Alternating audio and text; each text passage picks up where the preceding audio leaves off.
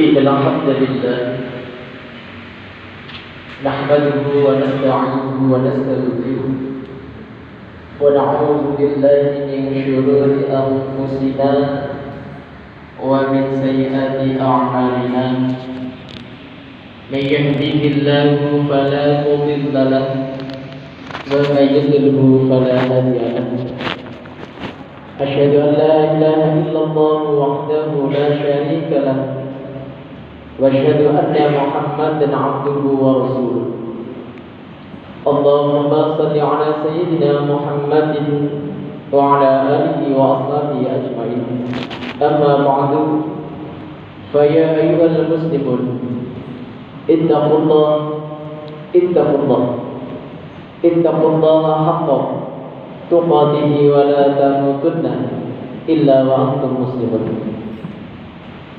قال الله تعالى في كتابه الكريم: أعوذ بالله من الشيطان الرجيم. يا أيها الذين آمنوا اتقوا الله وقولوا قولا سديدا. الآية. Ma'asyiral muslimin jamaah Jumat rahmatullah. Mari pertama-tama memuji syukur kehadirat Allah Ta'ala, yang mana Allah memberikan banyak sekali nikmat kepada kita, baik itu nikmat iman, nikmat Islam, nikmat sehat, nikmat waktu, serta nikmat-nikmat yang lainnya yang jumlahnya tidak terbatas. Oleh karena itu, khatib berpesan pada diri pribadi dan jamaah sekalian, marilah meningkatkan kualitas ketakwaan kita kepada Allah dengan sebenar-benarnya takwa, menjalankan segala perintah-perintahnya dan menjauhi segala larangan-larangannya. Tamu-tamu Allah yang berbahagia, kita sebagai seorang mukmin yang seharusnya memiliki akhlak yang mulia.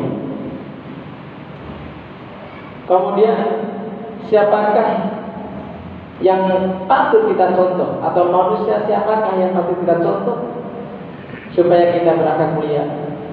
Yaitu Rasulullah Sallallahu Alaihi Wasallam. Bahwa Rasulullah Sallallahu Alaihi Wasallam satu-satunya tauladan bagi kita semua atas segala ucapan, perilaku ataupun ketetapan yang telah beliau berikan. Kemudian kita sebagai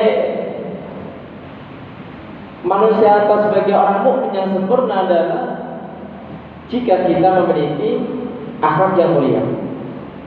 Sebagaimana Rasulullah SAW bersabda, "Akmalul mu'minina iman dan ahsanuhum khuluqan."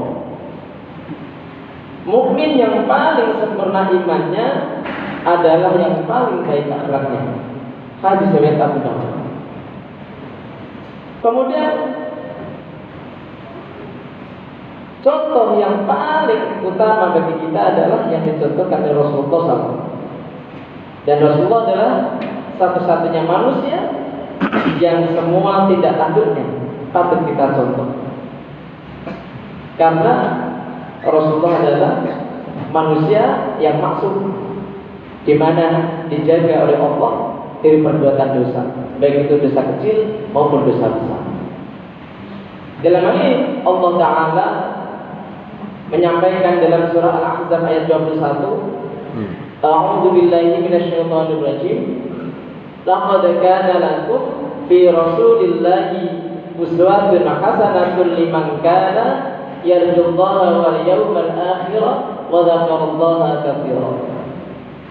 Yang artinya, sungguh pada diri Rasulullah benar-benar ada suri teladan yang baik bagimu, yaitu bagi orang yang mengharap rahmat Allah dan kedatangan hari kiamat serta yang banyak mengingat Allah.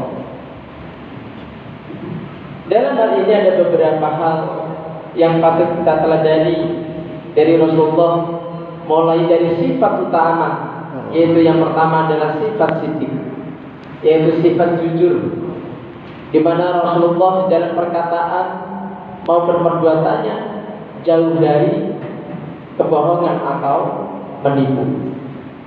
Kemudian sifat yang kedua yaitu amanah, sifat yang dapat dipercaya, di mana jika diberikan amanah dia menjalankan dengan baik dan benar-benar bertanggung jawab atas amanah yang diberikan. Kemudian sifat yang ketiga adalah tabligh. Rasulullah senantiasa menyampaikan kebenaran. Maka dalam hal ini kita pun juga sama.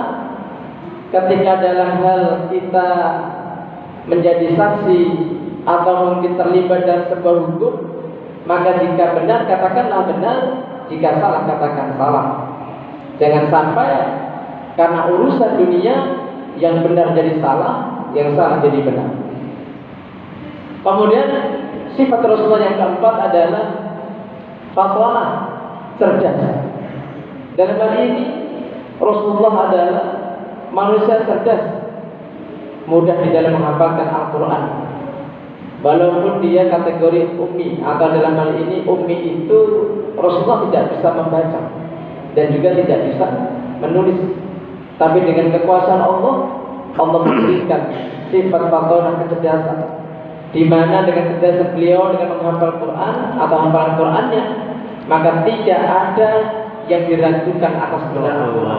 Maka untuk menghindari tuduhan terkait dengan mungkin itu adalah hal-hal yang kurang dari Rasulullah, maka zaman ini termasuk Rasulullah adalah ummi, di mana Rasulullah tidak bisa membaca dan tidak bisa menulis, tapi beliau menghafal Quran, maka tidak ada kesalahan sedikit pun. Bahkan Rasulullah SAW dikatakan oleh Aisyah, Sayyidah Aisyah radhiyallahu bahwa akal Rasulullah adalah Al-Quran.